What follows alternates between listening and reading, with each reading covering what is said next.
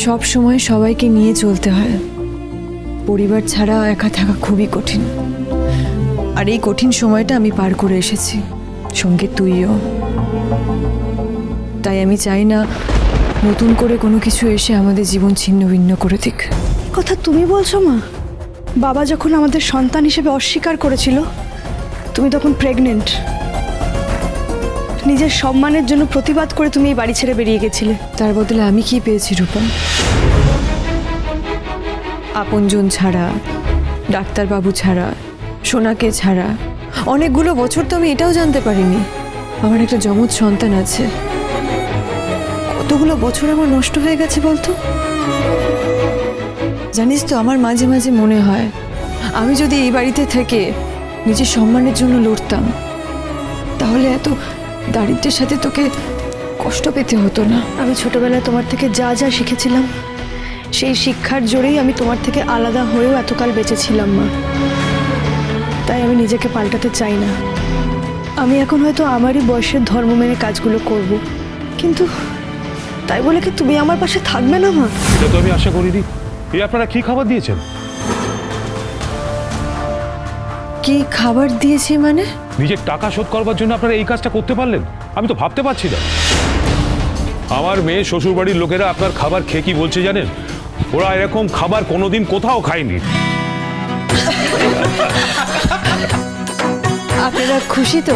শুধু খুশি বললে যে বড় কম বলা হয় ম্যাডাম। জানেন, আমার মেয়ে শ্বশুর বাড়িতে কদর বেড়ে গেছে। সবার মুখে এক কথা, দাদা কি যে খাওয়ালেন। আমার দিদিভাই নিজে বাজারে গিয়ে সব থেকে টাটকা বাজার, সব থেকে টাটকা মাছটা এনে রান্না করেছে। আপনার মেয়ের বিয়ে বলে কথা। আমি স্বীকার করে নিচ্ছি আপনার কথার দাম আছে। আগে যা খারাপ কথা বলেছিলাম প্লিজ ভুলে যাবে না। না না, এভাবে বলবেন না। আমিও তো না না, 3 মেয়ের মা, আমি বুঝি।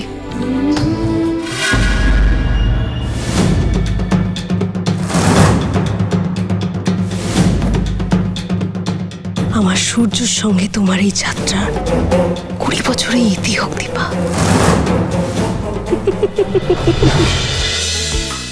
সাদায় কালোয় বোনা শীতল পাটি,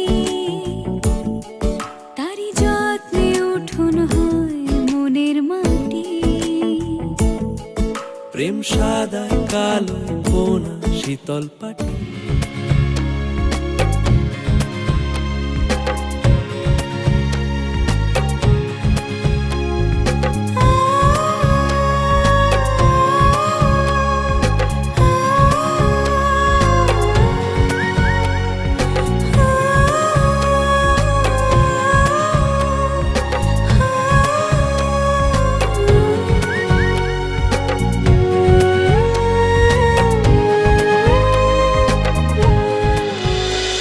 দীপা, আমি তোমায় ভালোবাসি।